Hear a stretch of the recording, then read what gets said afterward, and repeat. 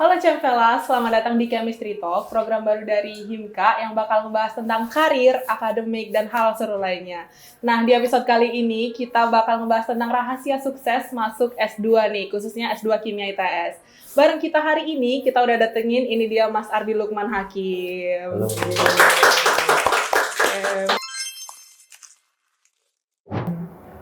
Oke, teman-teman, kenalin, namaku Ardi Lukman Hakim, biasa dipanggil Ardi. Sekarang lagi kuliah S2 di Kimia ITS.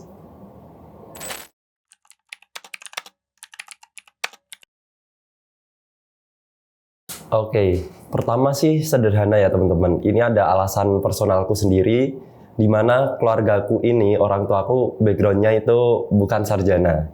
Nah, apalagi magister gitu kan. Jadi anaknya saat ini alhamdulillah udah 2 dari OTW 3 yang sarjana.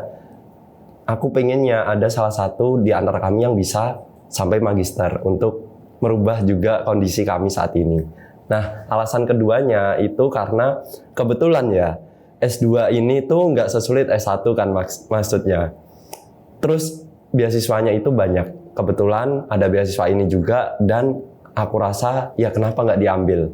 Nah, alasanku yang terakhir ini alasan yang paling logisnya, alasan mendasarku adalah karena jujur aku merasa ketika aku S1 dulu, terus kemudian nyoba kerja ya di bidang kimia, itu jauh banget. Yang aku pelajari selama ini dan yang aku terapkan di industri, itu gapnya masih jauh. Aku merasa, wah kalau aku digaji segini dengan kemampuanku yang segini, itu rasanya aku yang gaji buta. Nah, aku coba upgrade keilmuanku dan ternyata, oh ya udah aku sambil belajar nih. Makanya aku ambil S2 kayak gitu.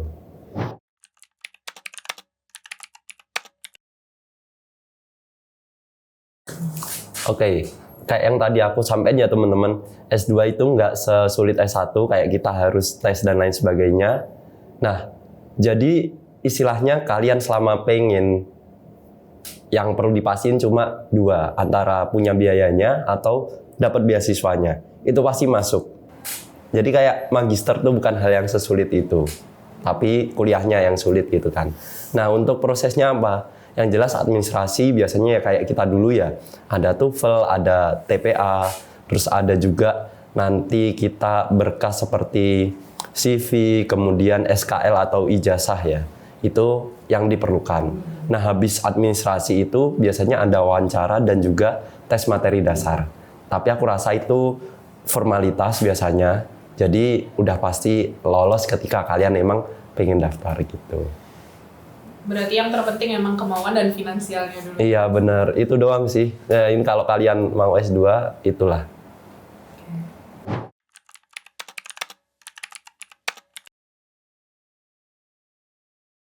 Nah, untuk di S2 itu ada beberapa jalur ya teman-teman.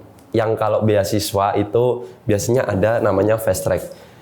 Yang S1 sekaligus S2. Yang S1 sekaligus S2 ketika semester 7 itu sekaligus semester 1 S2. Tapi ada juga beasiswa seperti yang aku dapat sekarang fresh graduate. Jadi ketika udah lulus S1 langsung lanjut S2. Batasnya itu 2 tahun. Jadi kalau lulus tahun ini terus mau S2-nya itu baru 2 tahun kemudian, jadi bisa 2 tahun kerja dulu, itu masih bisa dapat fresh graduate.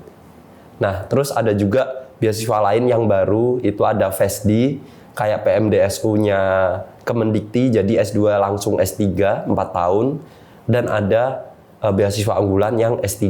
Nah, untuk yang fresh graduate ini, itu di kita ini nggak perlu bayar UKT, jadi UKT-nya di cover. Tapi untuk biaya hidup kita tetap cari sendiri. Sedangkan untuk fast track aku masih kurang tahu juga, tapi untuk yang fast D ini kita akan dapat bulanan itu sekitar 5 juta kayak gitu teman-teman.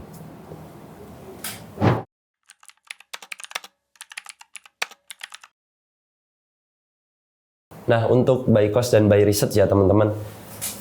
Pertama gini, setelah kurikulum dirubah kemarin, teman-temanku yang by course ini sangat pesimis untuk bisa lulus cepat. Karena apa? Lebih ke, ya kita semua sadar kemampuan kita seberapa dengan beban matkul yang sebanyak itu. Kalau kita 1 semester nih, maksa 24 SKS. itu akan sangat berat karena tugasnya itu cukup sulit yang by course ya. Terus ujiannya kan banyak. Kalau yang by research memang kita lebih banyak nge-lab. Kalau dibilang persen by course barangkali kelas itu bisa 80% lah. Nge-lab mereka nyicil tesis mereka itu bisa 20%-an. Ada yang lebih juga yang bisa ngebagi dengan baik. Kalau yang by research itu biasanya nge-lab itu sama 80%. Kelasnya itu 20%-nya. Tapi rata-rata sih normalnya by research itu lebih balance ya. 60-40 kayak gitulah. Untuk by research itu beratnya di publikasi ya teman-teman. Ya namanya aja by research, kita diharapkan meneliti dengan lebih baik kan. Otomatis penelitian yang baik tuh dilihat dari apa? Kalau kita masih kuantitas ya. Jadi ada berapa sih jumlah yang kita publikasi? Itu ada Scopus gitu ya. Nah, jadi otomatis minimal ada 2. Kita bisa conference dan satunya harus jurnal. Itu paling ideal lah, paling enak. Kalau yang by course itu kan hanya 1 dan itu bisa conference with atau without publication kayak gitu.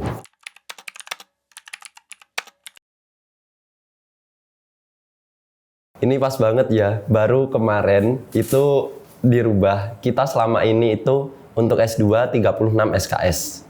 Jadi untuk 3 semester itu sangat mungkin ya, seperti yang sedang aku kejar sekarang.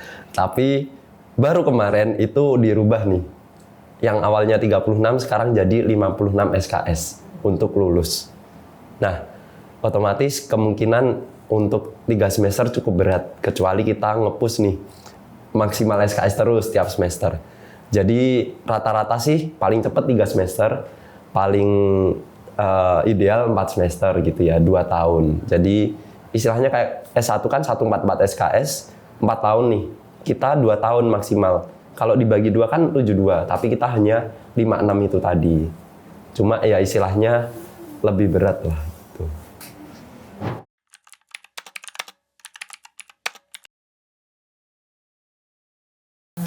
Oke, teman-teman barangkali ini semua yang nonton akan bisa ya menjawab. Coba kalau aku tanya, kalian kira-kira untuk penelitian biasanya ikut project kan?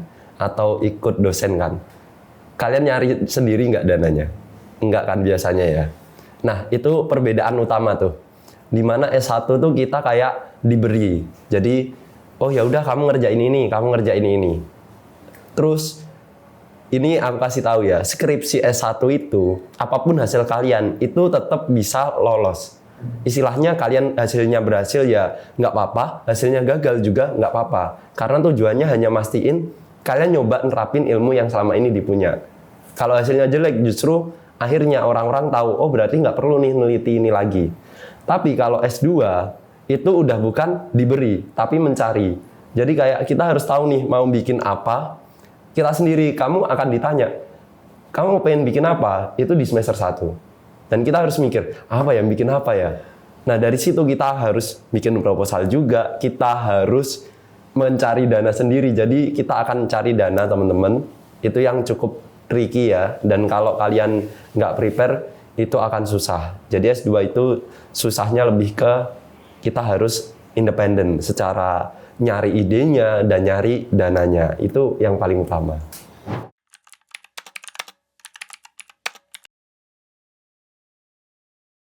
Coba kalau aku lempar ke teman-teman ya, mereka pasti punya bayangan kan culture shock-nya apa. Salah satu yang paling utama sih menurutku, anak S2 ini kan dianggapnya, oh orang yang jenius nih, makanya dia mau S2. Tapi kayak alasanku awal tadi, kenapa aku S2, karena gap antara industri dan apa yang aku udah bisa di S1 itu masih jauh.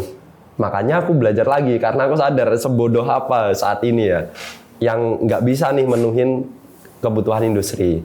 Nah, otomatis menurutku itu mitos lah. Dan teman-temanku banyak yang S2 aja, itu kalau kelas, apa ini?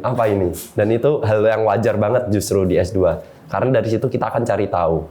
Terus, mitos yang lain menurutku, S2 itu harus full akademik.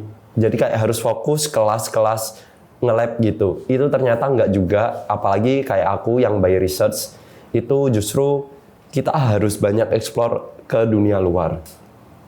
Tahu industri kayak gimana, jadi makin jarang akademiknya.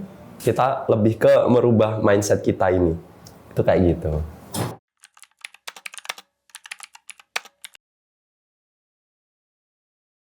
Kalau biasanya gini, karena S2 ini cari dana sendiri ya, ada beberapa yang perlu diperhatikan. Ini temenku baru banget angkatanku ya.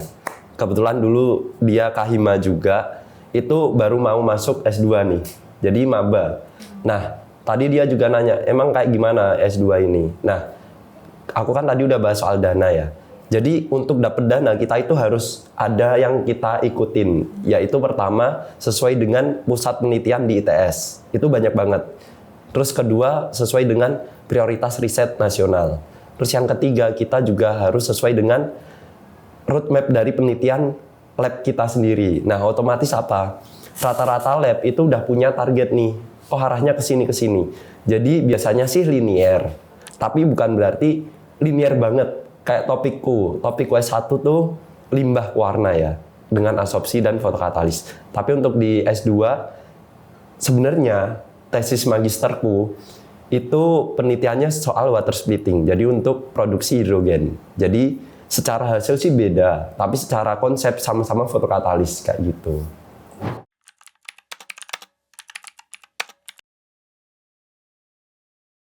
Ini sekalian ya, yang aku rasakan sekarang. Ini aku semester 3 teman-teman, baru pratesis semester lalu. Pratesis itu kan kayak sempro gitu ya, jadi penelitian kita mau bikin apa kita seminarkan proposalnya. Nah, aku aja baru sempro itu di semester 2. Berarti apa? Semester 1 ku nggak ngapa-ngapain, istilahnya belum mikir topik gitu kan. Kayak yang aku bilang, kita cari tahu dulu mau bikin apa. Jadi nggak harus yang dari semester awal. Tapi memang lebih baik kalau misal kita udah tahu nih. Kan biasanya kita punyalah keinginan, oh coba deh nyari tahu dulu, belajar dulu. Bahkan ada teman-temanku juga yang di semester 3 atau semester 4 itu baru mulai. Di S2 loh ya. Jadi di semester akhir pun baru mulai. Dan itu nggak apa-apa teman-teman. Nah kalau yang semester depan ini karena kurikulumnya berubah, pratesis itu atau seminar proposal itu di semester 1.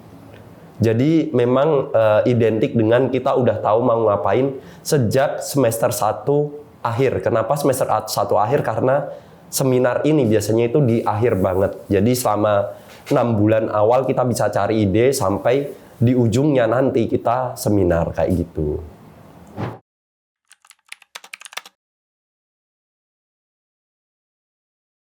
Ya kalau aku sendiri ini barangkali nggak relate ke semua, tapi ada beberapa yang harusnya relate juga. Tantangan yang pertama itu waktu teman-teman. S2 ini apalagi kalau aku by research ya, memang jarang kelas nih. Aku ngelihat temenku yang by course, itu kelasnya banyak. Jadi kayak, mereka dikit-dikit ada kelas, ada ujian gitu ya. Itu aku lihat mereka tuh, wow, kayak banyak pikiran. Nah, tapi bukan berarti yang by research ini nggak ada pikiran, karena kita harus publikasi gitu kan. Terus kalau aku sendiri, masalah waktu ini sangat krusial karena apa? Aku juga kerja kan, jadi harus bagi waktu kayak gitu. Terus kalau tantangan yang lain lebih ke temennya dikit ya. Nggak kayak S1 dulu. S1 tuh kayak kuliah beneran gitu loh. S2 tuh kayak apa ya? Lebih individual. Kita datang ke lab ngerjain, selesai ya udah kayak gitulah. Meskipun ada juga temennya, tapi kan gap umur juga berpengaruh ya. Tapi aku rasa sih dikitnya temen ini ngaruh ke semangat ya. Aku kadang kayak, wah, nggak mood gitu, kayak gitu sih. Oke.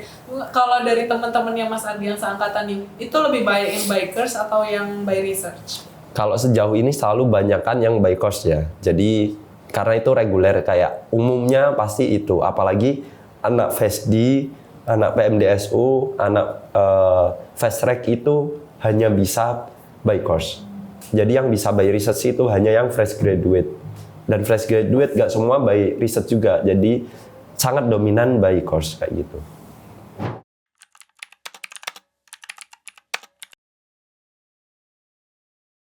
Yang jelas ya semua matkul dasar itu pasti teman-teman. Apalagi kita tahu lah ada bidang-bidang tertentu kan, kayak organik itu ada beberapa matkul dasar, terus anorganik juga, dan itu Kenapa aku bilang itu minimal harus bisa? Itu kepake banget sampai skripsi. Jadi kalau matkul dasar, misal kalau di anorganik ada sersa nih, itu kita nggak pahamin bener-bener, waktu skripsi beban belajar kita jadi berat, apalagi buat S2 kayak gitu. Jadi saranku sih matkul dasar, apalagi di S2 kalau ketemu matkul yang lanjutan dari matkul dasar, kalian akan ketemu dosen yang nggak akan repeat. Jadi ini udah dijelasin ya di S1, jadi kita akan lanjut kayak gitu terus. Dan itu aku rasakan beberapa kali di bidang yang aku kurang concern itu kayak, lah aku nggak tahu dasarnya gitu. Nah itu jadi kendala sih. Nah, jadi matkul-matkul dasar ini sebagai fondasi gitu ya? Bener. Yang pasti tadi kayak yang aku bilang, karena kendalaku juga waktu.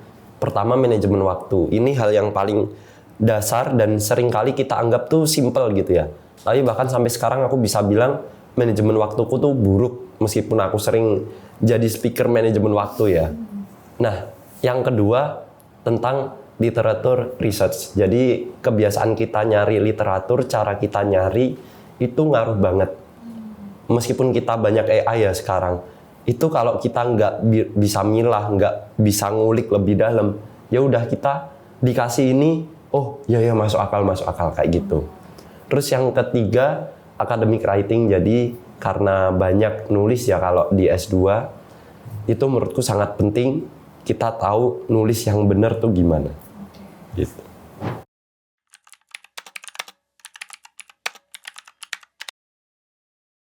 Nah teman-teman, ini pertanyaan yang sering banget aku dapat juga, dan ini yang aku pikirin selama 2 semesterku di S2 ya. Karena aku sendiri bicara di sini itu nggak hanya sebagai magister, tapi juga orang yang kerja di industri kimia ya. Nah kalau aku rasa gini, pertimbangan teman-teman yang sering kali, oh mending kerja dulu, itu ada benarnya juga. Tapi kenapa aku langsung S2? Pertimbanganku gini teman-teman. Aku punya 2 hal yang menurutku mendasar buat kita mempertimbangkan S2. Yang pertama itu, apakah kita memang pengen ya? Jadi ada keinginan lah. Kalau dipaksa itu akan berat.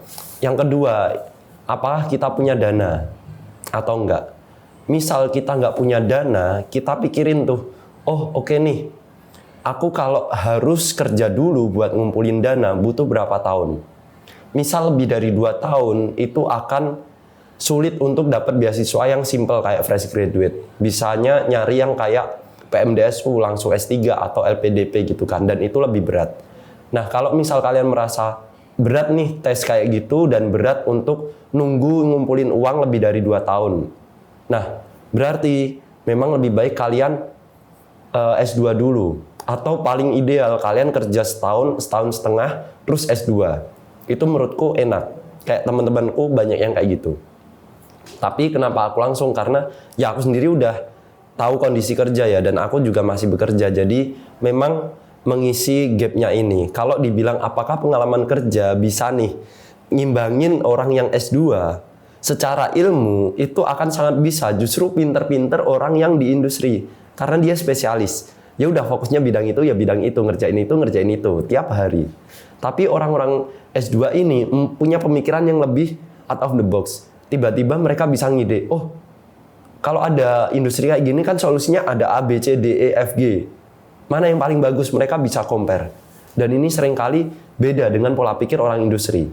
Karena mereka ya udah selama ini pakai ini secara historis bagus, kita pakai. Tapi orang-orang akademisi itu akan bisa comparison. Nah itu menurutku yang jadi keunggulan anak-anak S2. Apalagi secara gelar, untuk menunjang jabatan, itu memang pasti diperlukan teman-teman. Jadi mau nggak mau Indian pasti akan S2.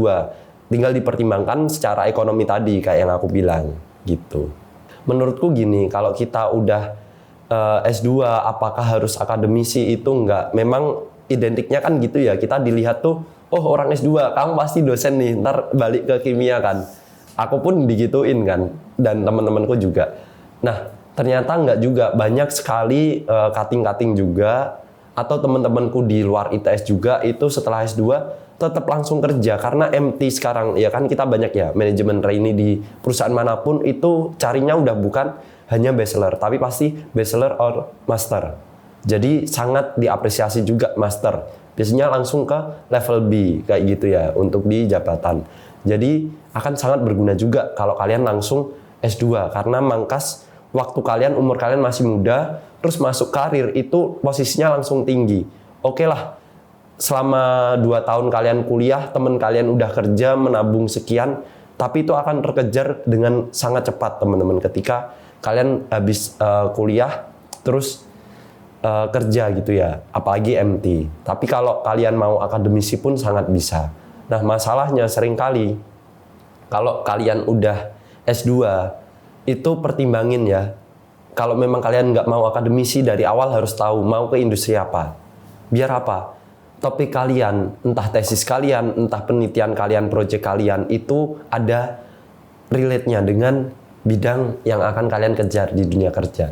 Itu pasti kalian akan langsung di posisi besar lah di perusahaan. Menurutku gitu.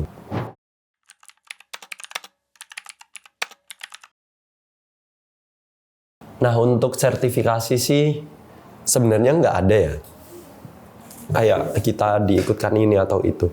Tapi dari dana penelitian kita, yang itu biasanya juga dari ITS ya, itu bisa kita pakai untuk itu justru. Jadi kayak biasanya kan gini, dana penelitian tuh boleh dipakai untuk pengembangan dari penelitinya juga. Kita jadi conference, kita ikut pelatihan, itu sangat boleh. Jadi dana yang besar itu, justru kalau nggak dipakai untuk itu akan sia-sia. Otomatis apa? Kita bisa ikut itu tanpa keluar biaya. Menurutku itu sangat mungkin.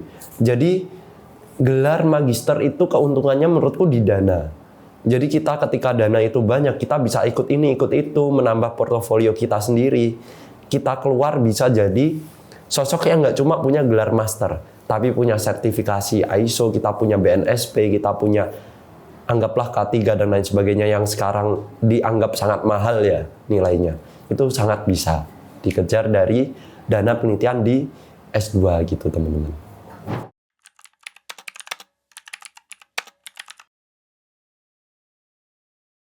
Iya, jujur ini agak bertolak belakang sama yang aku sampaikan tadi barangkali. Kalau kalian merasa belum siap ya untuk S2 itu sangat wajar. Tapi bukan berarti kalian harus siap karena aku rasa semua orang itu nggak akan pernah siap ya untuk ngambil langkah apapun. Yang ada itu kita ngambil dulu akhirnya, oh ini loh alasanku. Tapi harus ada pengen atau enggaknya. Karena ini udah masalah mau atau enggak, bukan lagi bisa atau enggak bisa. Jadi selama kalian pengen, nah nanti kalau kalian merasa butuh lagi, kalian bisa kontak aku juga kan, tanya-tanya juga. Pun kalaupun kalian nanti udah S2 masih butuh yang ada yang ngarahin lah. Pasti ada cutting kalian atau ada aku juga, kalian bisa kontak aku. Jadi nothing tulus lah buat yang mau S2 kayak gitu. Wah, terima kasih nih Mas atas sharing-sharingnya yang super insightful dan informatif banget. Semoga episode kali ini bisa jadi panduan nih buat teman-teman yang lagi S1 atau fresh graduate yang lagi bingung mau lanjut S2 atau enggak. Oke teman-teman, see you di episode-episode seru lainnya. See you, Champions!